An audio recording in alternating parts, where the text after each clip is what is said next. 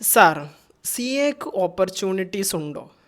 എന്നോട് എല്ലാവരും പറഞ്ഞു ഓപ്പർച്യൂണിറ്റീസ് ഇല്ല, ജോബ് കിട്ടാൻ പാടാണ് എന്നൊക്കെ. Please reply. എടാ നോക്കട്ടെ, കുറേ ഏത് മൊണ്ണയാണെന്ന് പറഞ്ഞതെന്ന് എനിക്ക് ഫസ്റ്റ് ഓഫ് ഓൾ അറിയില്ല.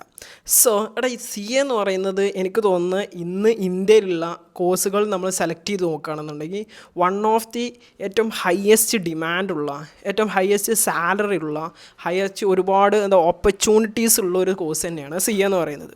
എടാ നോക്കട്ടെ, നമുക്ക് ഏതെല്ലാം സെക്ടേഴ്സിൽ വർക്ക് ചെയ്യാൻ പറ്റും? ഫസ്റ്റ് ഓഫ് ഓൾ നമുക്ക് കോർപ്പറേറ്റ് സെക്ടറുകളിൽ ഇഷ്ടം പോലെ നമുക്ക് പല പല സെക്ടേഴ്സിൽ നമുക്ക് വർക്ക് ചെയ്യാം.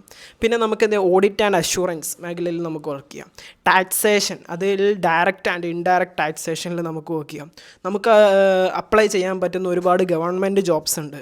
സപ്പോസ് പല ഗവൺമെൻറ്റിൻ്റെ എൻറ്റിറ്റീസ് ആയിട്ടുള്ള RBI, അതുപോലെ തന്നെ സെബി തുടങ്ങിയുള്ളവരൊക്കെ നമുക്ക് എന്ത് ചെയ്യാം, ഒരുപാട് ജോബ് ഓപ്പർച്യൂണിറ്റീസ് ഉണ്ട്. അതുപോലെ തന്നെ ബാങ്കിങ്, അതുപോലെ തന്നെ ഇൻവെസ്റ്റ്മെൻറ്റ് സെക്ടർ, അതുപോലെ തന്നെ നോക്കട്ടെ എത്രത്തോളം അക്കൗണ്ടൻറ്റുകളെ നമുക്ക് ഈ കമ്പനീസ് എത്രത്തോളം കൂടുന്നു, ബിസിനസ് എത്രത്തോളം വളരുന്നു. ഇന്ത്യ എന്ന് പറയുന്നതൊക്കെ ഇനി ഭാവിയിൽ ഒരുപാട് പൊട്ടൻഷ്യൽ ഉള്ളൊരു രാജ്യമാണ് ഇന്ത്യ എന്ന് പറയുന്നത്. സോ അതുകൊണ്ട് തന്നെ അത്രത്തോളം ഒരുപാട് ഓപ്പർച്യൂണിറ്റീസ് സി എക്കാർക്കുണ്ട്. ഒരിക്കലും സി എയുടെ ഡിമാൻഡൊന്നും ഇതുവരെയും കുറഞ്ഞിട്ടില്ല. ഓക്കെ, അപ്പോൾ അത് ക്ലിയർ ആയെന്ന് വിചാരിക്കുന്നു. സോ പക്ഷേ സി എ എന്ന് പറയുന്നത് പാസ്സാവാൻ ഇച്ചിരി ബുദ്ധിമുട്ടുണ്ട്. പക്ഷേ പാസ്സായി കഴിഞ്ഞാൽ ലൈഫ് സെറ്റിലാണ്.